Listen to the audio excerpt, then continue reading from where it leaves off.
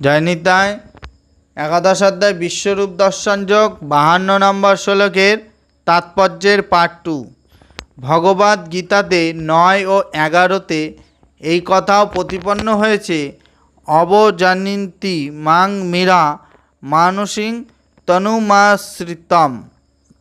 যারা তাকে অবজ্ঞা করে সেই সমস্ত মীর ব্যক্তির কাছে তিনি দৃষ্টিগোচর নন। শ্রীকৃষ্ণের দেহ সম্পূর্ণরূপে চিন্ময়, আনন্দময় ও নিত্য, সেই কথা ব্রহ্মসংহিতাতে প্রতিপন্ন হয়েছে এবং ভগবদ্ গীতাতে শ্রীকৃষ্ণ স্বয়ং প্রতিপন্ন করেছেন। তার দেহ কখনোই জড় দেহের মতন নয়। কিন্তু যারা ভগবদ্ গীতা অথবা অনুরূপ বৈদিক শাস্ত্র পাঠ করে বুদ্ধির মাধ্যমে শ্রীকৃষ্ণকে বিশ্লেষণ করার চেষ্টা করে, তাদের কাছে শ্রীকৃষ্ণ একটি সমস্যা হয়ে দাঁড়ায়।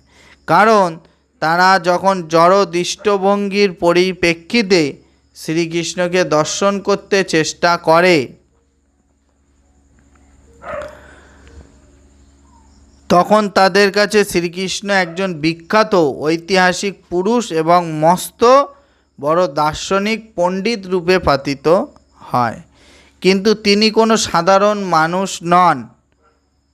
তবুও কিছু মানুষ মনে করে যে যদিও তিনি অত্যন্ত শক্তিশালী পুরুষ ছিলেন, তবুও তাকে জড় দেহ ধারণ করতে হয়েছিল।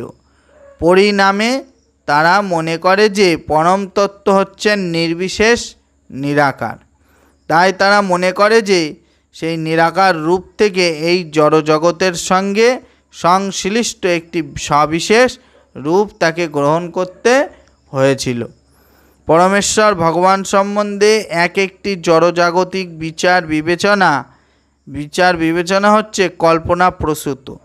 যারা জ্ঞানের অন্বেষণ করেছে তারাও শ্রীকৃষ্ণের সম্বন্ধে নানা রকম কল্পনা করে এবং তারা শ্রীকৃষ্ণকে তার বিশ্বরূপের থেকেও কম গুরুত্বপূর্ণ বলে মনে করে। এভাবেই অনেকে মনে করে অর্জুনকে ভগবান শ্রীকৃষ্ণ যে বিশ্বরূপ দেখিয়েছিলেন তা তার স্বরূপ থেকেও অধিক গুরুত্বপূর্ণ। তাদের মতে পরমেশ্বর সাকার রূপ কল্পনা মাত্র। তারা বিশ্বাস করে যে চরম স্তরে পরমতত্ত্ব কোনো পুরুষ নন।